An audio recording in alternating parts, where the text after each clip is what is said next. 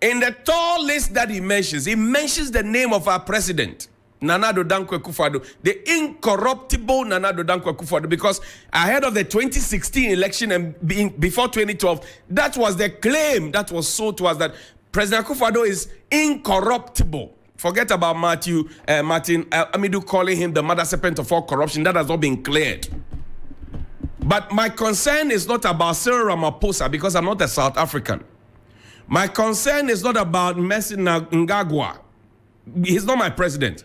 My concern is not about the other president. My concern is about my president, who has sovereignty and who has authority over me, takes precedence over me. That's where my interest is.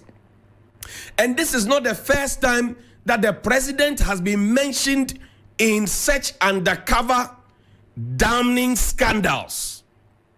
You remember Anas's documentary, which was also shown on Al Jazeera, number 12, where the president was said to be in somebody's pocket. You remember that?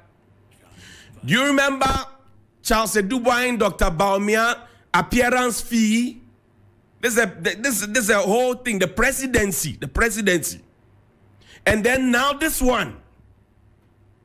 So when you hear, for example, gold for oil, that we're taking gold to give you oil, and we are told that we smuggle $40 million worth of gold every month from the country, you start asking questions. Because we say we are fighting Galamsey.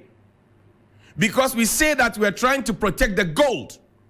Because we even brought the concept of a Japa. So now the question is that, why is it consistently the president or the presidency that's mentioned? Please pull up the president's lawyer, young man like me, I'm senior to him.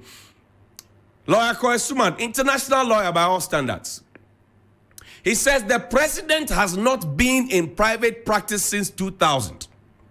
Neither has the president nor his law firm, Akufo-Addo, Prempeh and Co., acted as lawyer for this Alistair Matthias or Gold Rust. The president does not know this Matthias or Gold Rust. Ignore the spurious allegations. This is from lawyer Koesuman. He's one of the president's lawyers, or the president's lawyer, I should say. Now, lawyer Koesuman is a very knowledgeable young person.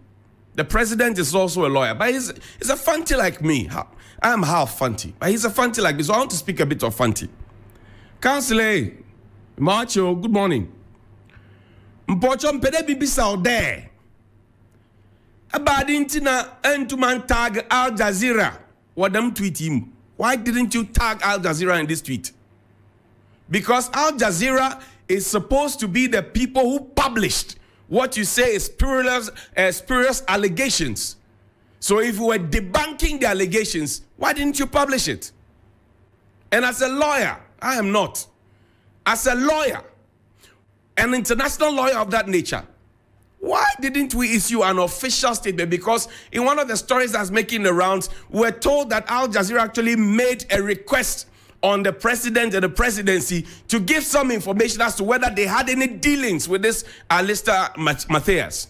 And the confirmation is that the president does not even remember if he ever represented him. So if that understanding and admission about Al Jazeera is still there, and they still go ahead to publish this libelous, or if you like, drag the president's name in the mud, you as the president's counsel, you hold the duty to take them on in a competent court of jurisdiction. Correct?